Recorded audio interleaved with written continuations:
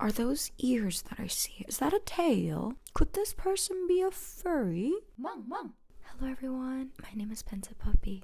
Recently I saw that my video from a year ago got a lot of views, and I read the comments and saw that my advice gave you guys a lot of help.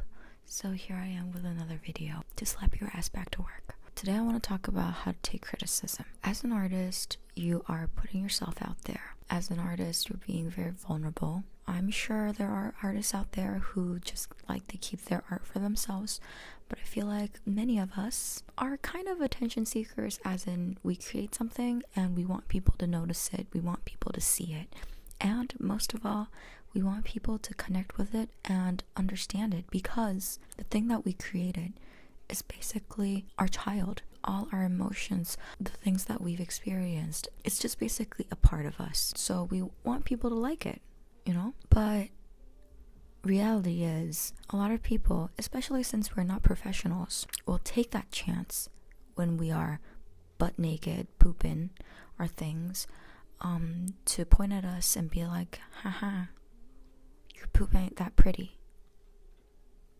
Hating on those people is one thing, but that's such a logical and easy thing that I don't think there's a lot of explaining to do. Like, I'm not going to sit here and tell you how to hate the haters. I think that's very self-explanatory. But I feel like there are many other things that we can do when we get hate for our creations that I think could be better than sitting there being sad and hating on the haters. Because number one, when you hate on the haters, you are a hater. And how can you hate something when you are the same thing?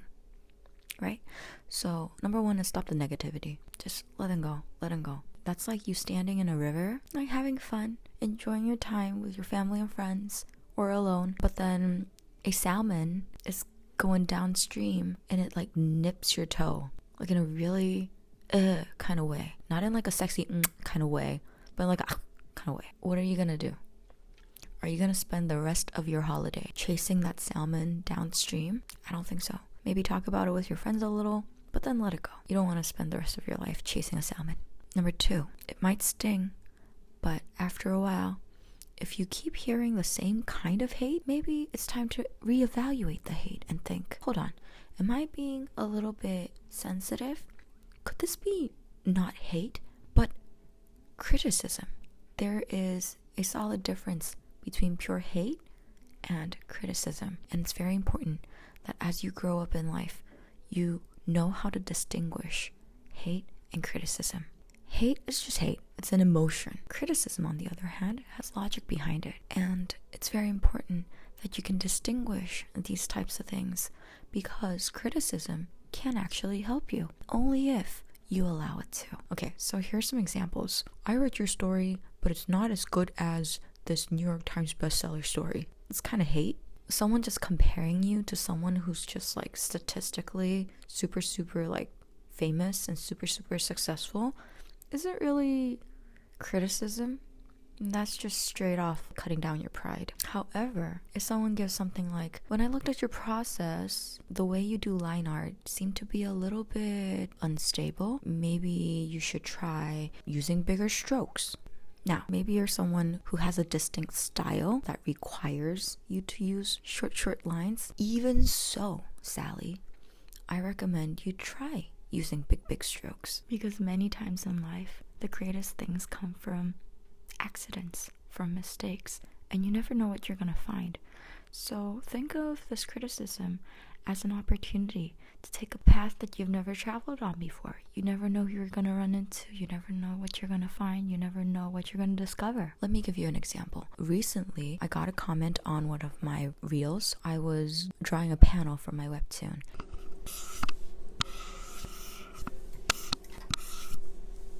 Because it's a reel, I was trying something new and I wanted it to be kind of like an ASMR video. So I attached a mic to my pencil and I did the process in a way that I usually don't, but more focused on sound. Because I never explained this in my reel, someone commented, ugh, is this the process of how they color?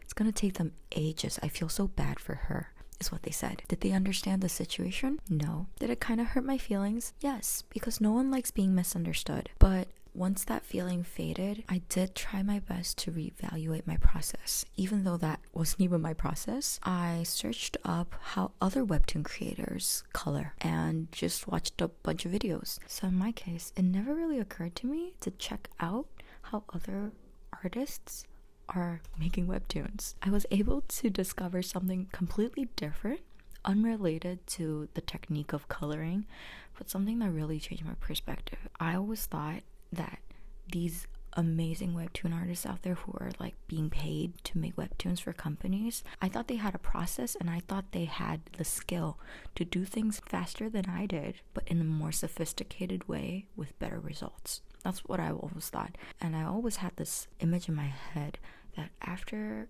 a couple of years of doing this, I'm gonna get there, and soon I'm gonna be able to pump out these episodes that look epic, that look beautiful. No, they're working twice as hard as me to create these beautiful panels, coloring with their heart and soul. I, on the other hand, was actually half-assing my panels. This opportunity became a chance for me to not find a way to color faster, but actually slow down and actually spend more time.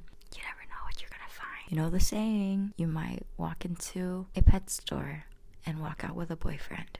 So it doesn't need to be a straightforward application of the criticism, but it can be a motivation to increase your field of knowledge. Your ass needs to be on fire for you to continue running.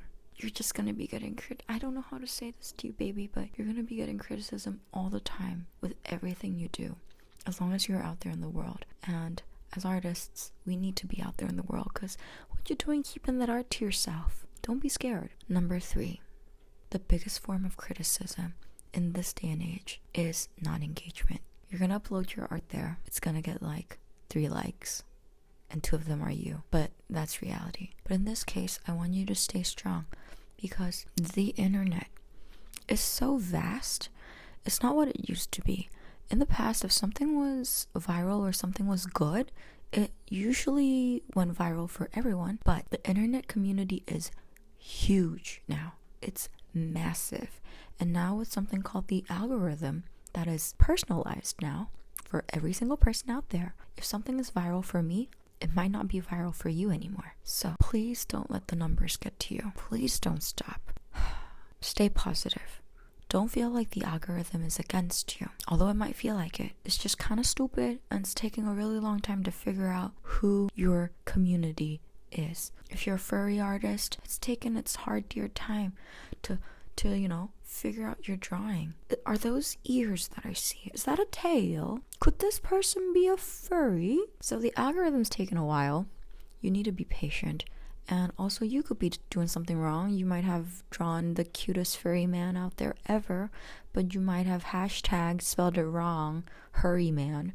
And now all the people who are in a hurry are looking at your furry art on their way to work, and they're like, dislike. The universe takes time to align. I promise you, you and algorithm son will find a way to make it work. And just like how my video a year ago took almost a year to find people who actually needed it. Don't think too much about the numbers. Focus on your art. I have 50k followers on Instagram, and still a lot of my posts get only like 200 likes. Some of my posts get like 10k likes. I don't know anymore. Is it frustrating when my followers who do like my art don't get to see my art? Yes, but at the end of the day, that's not why I'm drawing. Don't take the numbers. Don't take it personally. And lastly, the greatest critic is you, my friend. The greatest critic is you. Not your mom, who wanted you to be a doctor. Not your grandma, who thought you'd be the world's greatest baker. Not your friend, who draws 14 times better than you. Not your baby sibling, who only knows how to draw stick figures and asks, why don't you draw hands? The greatest critic is you. You are the one taking valuable feedback from everyone else and turning it into the demon who slashes your art into nothing but crap. You are the person who stops yourself from drawing that hand, whether it looked like Squidward's third nose. You're the person stopping yourself from drawing that composition inside your head because you feel like you don't deserve to. Because you don't feel like that idea doesn't deserve to be turned into something with your own hands, because your hands aren't that great. You're the person stopping yourself from being brave. Just because you've decided to start art doesn't mean the criticism will stop inside your head. It'll get worse. The more followers you get, the louder the sounds will get. And I know every single one of you will find a loving community where you can share your heart and your art. I advise you to acknowledge this, befriend yourself, hug yourself before all this happens, so that when that day comes where you realize that you are your greatest enemy, you know how to slap it in the face and shut its mouth. Anyways, I hope you found this video helpful. If my ranting helped you today, maybe it might help you in another way. So let me know in the comments if it helped, and let me know in the comments if there's anything else you want me to talk about. Stop watching this video and go draw. Bye. Mom.